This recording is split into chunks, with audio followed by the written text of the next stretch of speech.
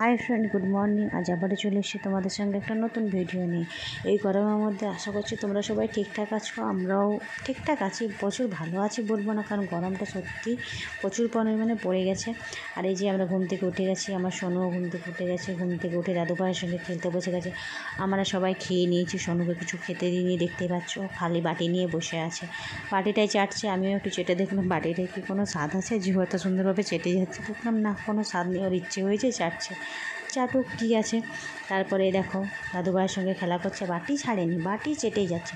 তারপর ভাবলাম সোনুকে নিয়ে তো অনেকদিন কোথাও ঘুরতে যাওয়া হয়নি, সেরকম তো একটু ঘুরে আসি। চলে গেছিলাম পার্ক, দেখো কী সুন্দর ওখান দিয়ে জল পড়ছে, দেখতে খুব সুন্দর লাগছে। আর আমি ক্যামেরা করছি, সোনুর বাবার সাথে মজা করছে, হাঁটছে, ঘুরছে, আর আমি ক্যামেরাম্যান হয়ে পেছন পেছন ঘুরে যাচ্ছি, ভিডিও করছি ওদের। কারণ আমি ওখানে ঘুরতে নয়, ওদের ক্যামেরাম্যান হতেই গেছিলাম। তো কী সুন্দর ঘুরছিলাম দেখো। তারপর সোনুকে আমি কোলে নিয়েছি, আর ওর বাবাকে বানিয়ে দিয়েছি ক্যামেরা বানানো। ক্যামেরাটা চুপচাপ করো এবার তুমি। তারপর দেখো কী সুন্দর ময়ূর, হাঁস, উট কী ছিল সব, ওইগুলো সব দেখাচ্ছিলাম। দেখো আর এগুলোকে কী মুরগি বলে, মুরগিগুলো কী সুন্দর, এত বড় বড় মুরগিগুলো দেখতে খুব সুন্দর লাগছিল। আর ওখানে কী পাখি ছিল, আর ওইগুলো কী পাখি আমি জানি না, অত বড় বড় পাখিগুলোর নাম জানি না।